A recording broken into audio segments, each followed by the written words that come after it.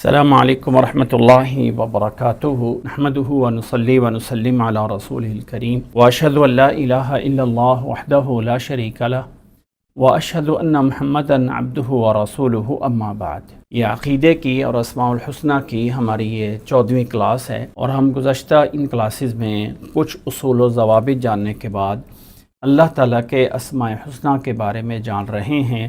اور اللہ تعالیٰ کے اسماء الحسنہ میں اللہ کے نام، ان کی صفات، ان کی کیفیت، ان کی ڈیٹیل، لغوی معنی، شرعی معنی، اور قرآن مجید میں ان اسماء کا استعمال کیسے ہوا ہے اس کے بارے میں جان رہے ہیں۔ اس کے علاوہ ان اسماء کے بارے میں بہت سے لوگوں نے وظیفے بنائے ہوئے ہیں، اس وظیفے کو کیسے کرنا چاہیے، کیا نہیں کرنا چاہیے، کیا جائز ہے، کیا ناجائز ہے۔ اس سلسلے میں اس سے گزشتہ کلاس میں نے کچھ تفصیل بیان کی تھی، اس کو دوبارہ سے سنا جا سکتا ہے۔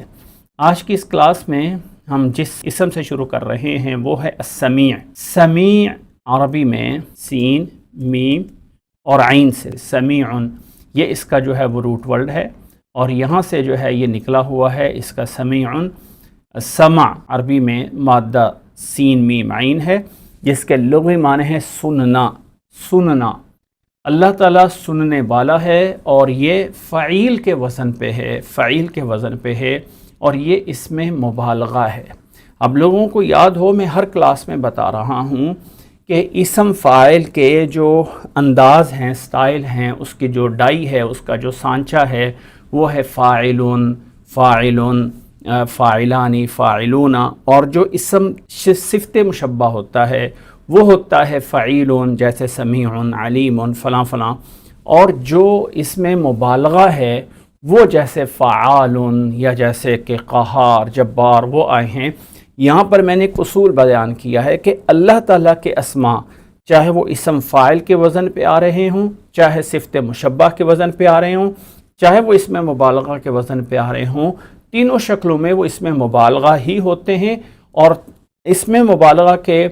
وزن یا اس کی ڈائی یا سانچے تمام کے استعمال ہو سکتے ہیں۔ اس میں سمیع جس کے اوپر پہنچے ہوئے ہیں، یہ فعیلن کا وزن ہے۔ بظاہر ہو سکتا ہے کہ کوئی انسان اس کو صفت مشبہ سمجھ لے، لیکن یہ صفت مشبہ نہیں ہے، بلکہ یہ جو ہے وہ اس میں مبالغہ ہے، جس کا معنی ہے اللہ تعالیٰ سب کچھ، ہر چیز کو سننے والا ہے،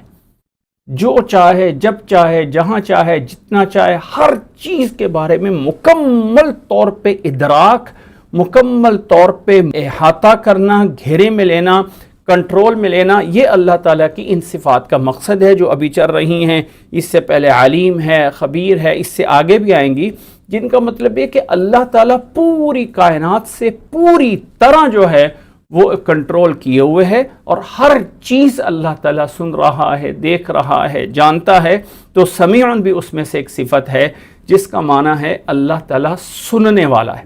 اور یہاں پر ایک بات نوٹ کر لیجئے گا کہ اللہ تعالیٰ کا سننا، اللہ تعالیٰ کا سننا تمام صفات میں یہ رول اور قاعدہ لازمی ہے کہ اللہ کا سننا کوئی ہماری طرح نہیں ہے کہ جیسے ہم اپنے کان لگے ہوئے ہیں تو کان کے اندر ہمارا ایک خاصہ ہے، ہمارا ایک جو ہے وہ سینس ہے یا سینسر ہے جس سے ہم آواز کو سنتے ہیں۔ اللہ تعالیٰ کے لیے ہم سیم اس طرح کا قیاس نہیں کر سکتے۔ اللہ تعالیٰ سمیع ہے، سنتا ہے، کیسے سنتا ہے، کیفیت کیا ہے، انداز کیا ہے، ویسا ہے جیسے اللہ کے شان کے لائق ہے۔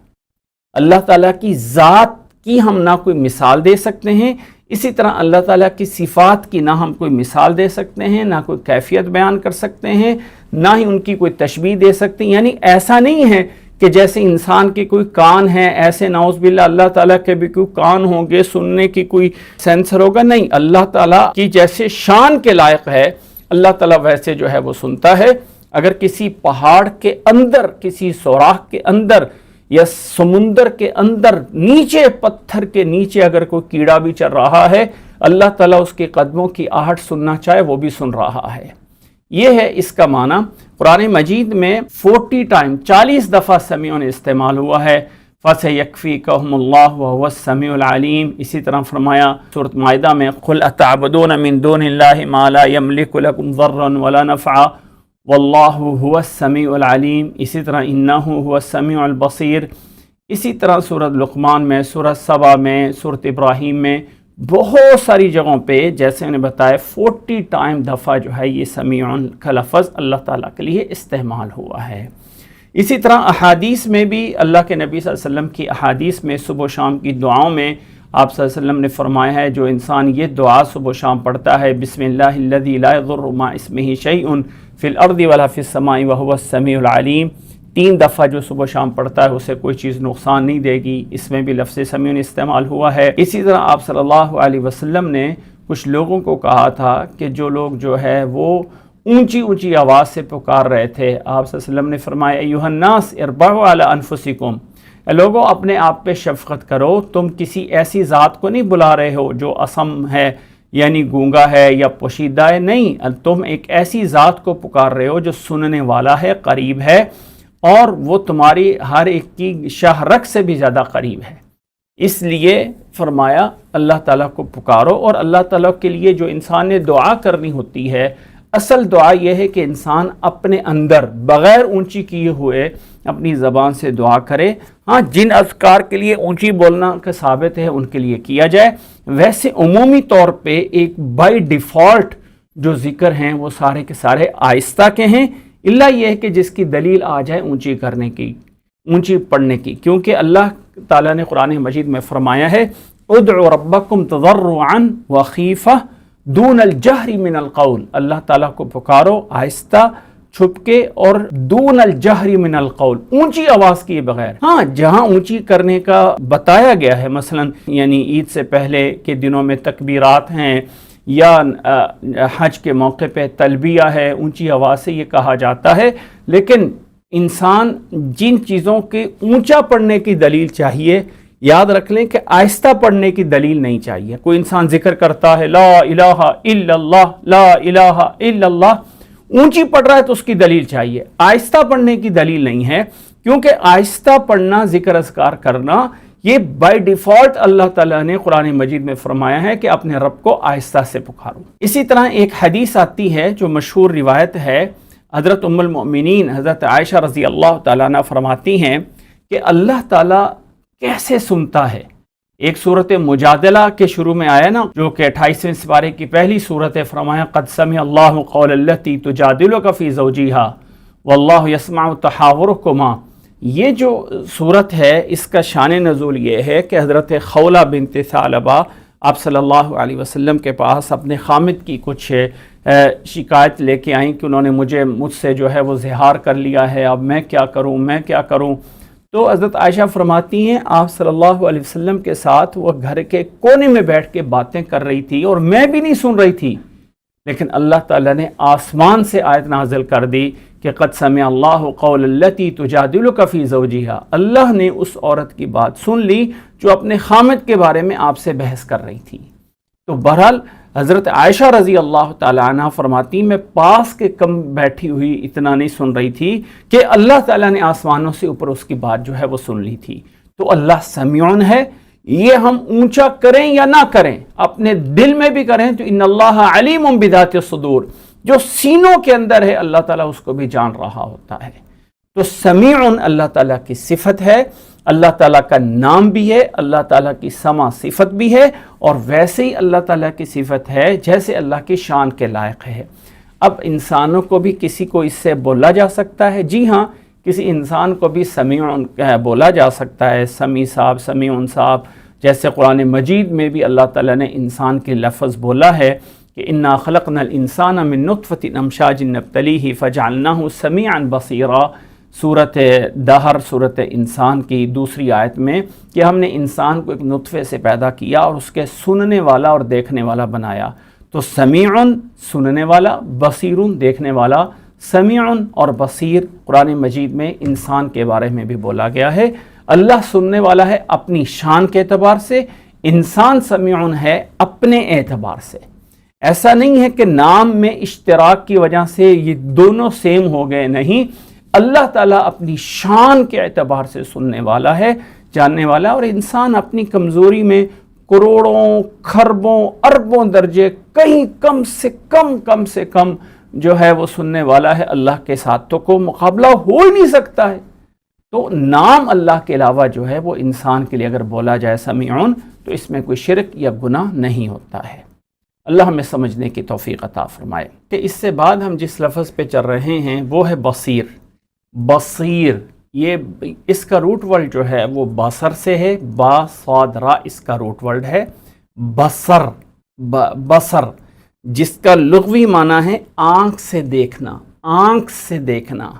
یاد رکھ لیں کہ یہ دوبارہ میں یہاں پہ بتا دوں کہ بصیر فعیل کے وزن پہ ہے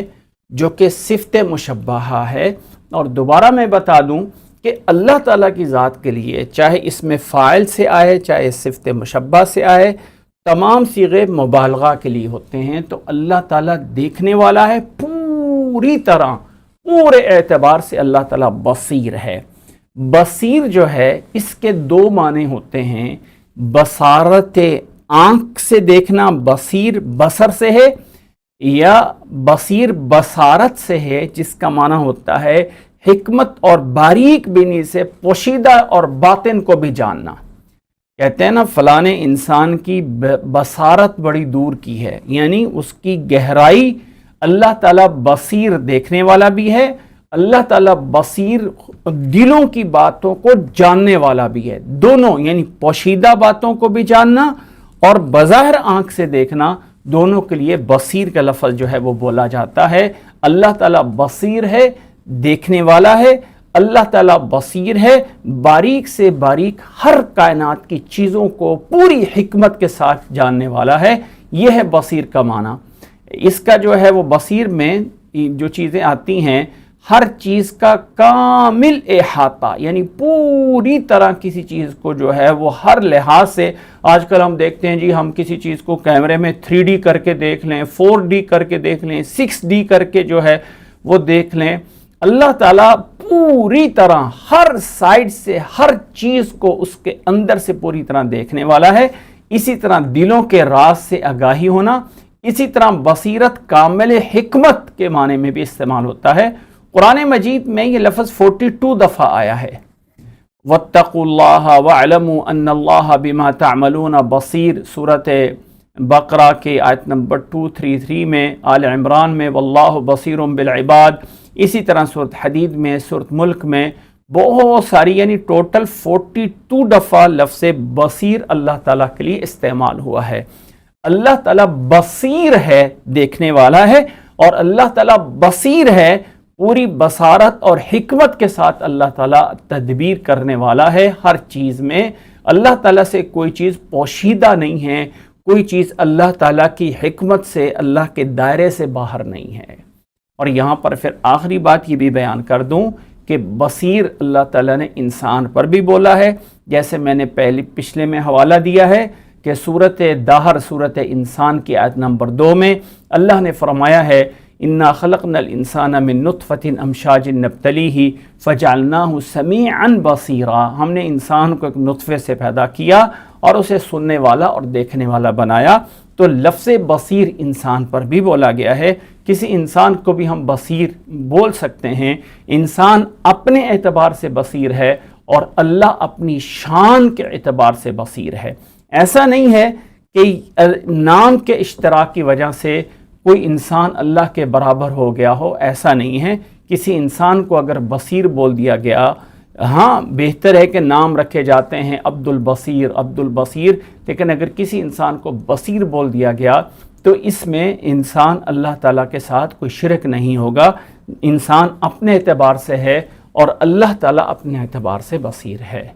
اللہ تعالیٰ ہمیں سمجھنے کی اور اللہ میں عمل کرنے کی توفیق عطا فرمائے۔ یہ 2 صفات یہاں پہ پوری ہوتی ہیں۔ اس کے بعد آگے والی جو ہے وہ صفت لطیف ہے، وہ انشاءاللہ تعالیٰ ہم آئندہ کلاس میں جانیں گے۔ اللہ تعالیٰ آپ سب لوگوں کو جزائے خیر عطا فرمائے، اور اللہ تعالیٰ ہمیں اللہ تعالیٰ کے اسماء اور صفات کو صحیح معنی میں سمجھنے اور جاننے اور ان پہ ایمان لانے کی صحیح طرح توفیق عطا فرمائے۔ جزاکم اللہ احسن الجزاء۔